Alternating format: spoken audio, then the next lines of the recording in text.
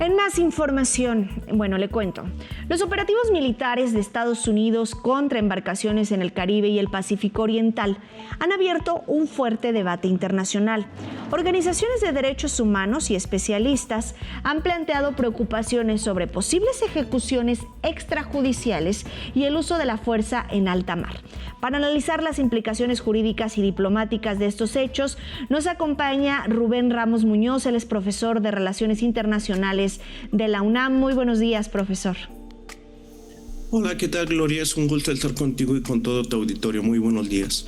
Al contrario, muy buenos días, doctor. Pues este informe asegura que Estados Unidos habría realizado decenas de ataques militares contra embarcaciones en el Caribe y el Pacífico, con un saldo de más de 200 personas fallecidas. ¿Qué tan grave es esta acusación desde la perspectiva de derecho internacional? Mira, como bien mencionas, es una acusación que emite justo este informe realizado precisamente en Washington, en los propios Estados Unidos. Aquí hay que matizar lo que este informe debe de analizarse y verificar su veracidad, sobre todo porque sabemos que dentro de los propios Estados Unidos existen estas disputas políticas internas.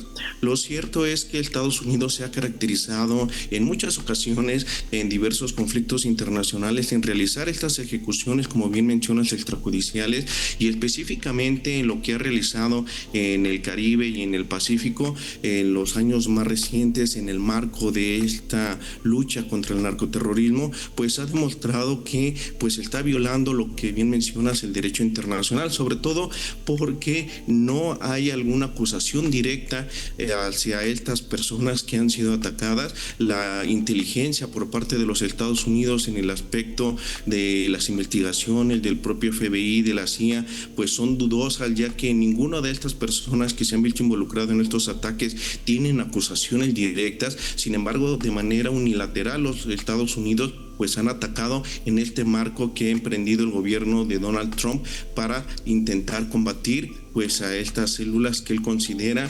narcoterroristas. Sin embargo, no ha tenido el éxito deseado, puesto que el trasiego y el consumo de droga en los Estados Unidos, a pesar de estas implementaciones, se ha mantenido. Profesor, ¿hasta dónde puede llegar un país en el combate hacia el narcotráfico? Es decir, ¿hasta dónde puede extender este combate fuera de su territorio? En los Estados Unidos, específicamente el gobierno de Donald Trump ha implementado una política exterior muy férrea en ese sentido. Como todos sabemos, tiene un problema de salud pública, es la realidad en los Estados Unidos, de un alto consumo de drogas, principalmente del fentanilo, lo que preocupa a la sociedad estadounidense, puesto que ya hay repercusiones importantes. Sin embargo, yo aquí me iría más allá de la lucha contra el crimen organizado, que al menos en el discurso el gobierno de los Estados Unidos trata de combatir. La realidad es que nos encontramos en una reconfiguración del orden internacional y Estados Unidos utiliza estas herramientas de presión hacia los países que no se alinean a los intereses de Washington, utilizando a el crimen organizado como un mecanismo de coerción para alinear sus intereses al resto de los países latinoamericanos, incluso intimidándolos. Lo podemos ver en Venezuela, lo podemos ver incluso en México, de una posible intervención militar, y evidentemente en este marco, para justificar su supuesto combate al crimen organizado, hace este tipo de ataques que, como lo mencionábamos hace un momento,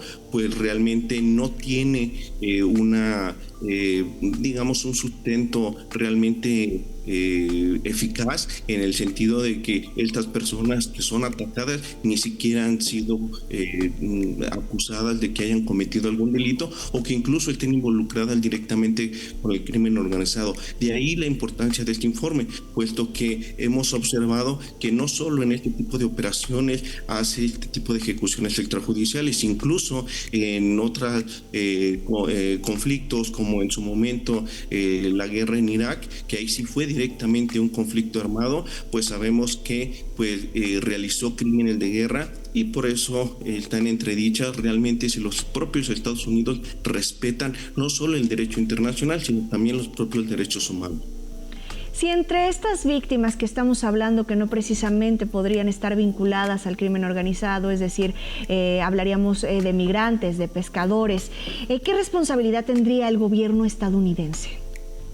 Aquí es una pregunta muy interesante porque recordemos que al ser ejecuciones extrajudiciales, pues no está realizando como tal crímenes de guerra, puesto que no está en un conflicto armado como tal, no es el contexto. Aquí, pues bueno, se tendría que revisar en primera instancia quién es el responsable. Si las ejecuciones que ha realizado están dentro del mar territorial o no de alguna nación, si esta nación emite en su momento alguna queja internacional. En el caso de ser este supuesto, pues se encargaría la Corte Internacional de Justicia a través de estos instrumentos jurídicos de buscar un mecanismo para sancionar a los responsables.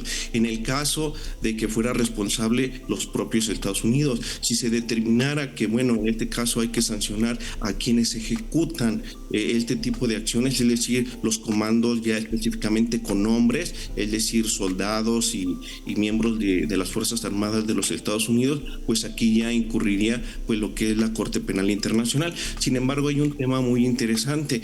Los Estados Unidos no forman parte de la Corte Penal Internacional.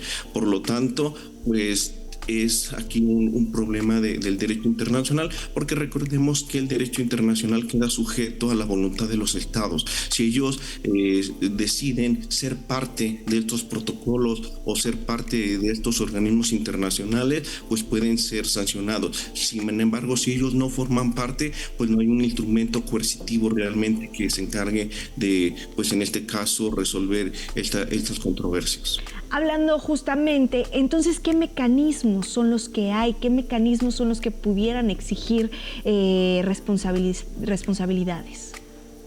Aquí más que, digamos, una sanción directa a los Estados Unidos o a el personal militar, pues donde se ve afectado a los Estados Unidos es en su reputación, en su hegemonía internacional y obviamente con las relaciones con los países afectados. Podemos observar claramente que este tipo de medidas que ha implementado en el marco de la lucha contra el narcoterrorismo, pues ha generado pues rencillas con muchos países de América Latina, ¿no? Evidentemente nos encontramos también en una reconfiguración en el continente americano, específicamente en América Latina, donde muchos gobiernos de América Latina se están convirtiendo a la derecha y los pocos que están quedando de izquierda, pues hay una disputa ideológicamente, ¿no? Los Estados Unidos, al tener un gobierno afín a la derecha, por eso ha creado instrumentos como el Escudo de las Américas, en el que busca alinear a todos los países latinoamericanos con esta misma visión que tiene Washington, y de ahí que existe cierta resistencia por parte de los países latinoamericanos de izquierda, pues para contrarrestar esta política exterior de Washington, que pues es un tanto feroz, pero como te mencionaba hace un momento, esto va más en el marco de la reconfiguración del orden internacional, derivado de que pues bueno, Estados Unidos ha perdido hegemonía a nivel internacional y otros actores o países como China o la propia Rusia pues han influido en el contexto latinoamericano, y Estados Unidos quiere recuperar su zona de influencia. Profesor Rubén Ramos, muchísimas gracias por acompañarnos el día de hoy y plantear pues este panorama que está sucediendo a nivel internacional. No, al contrario, les agradezco la invitación. Excelente día.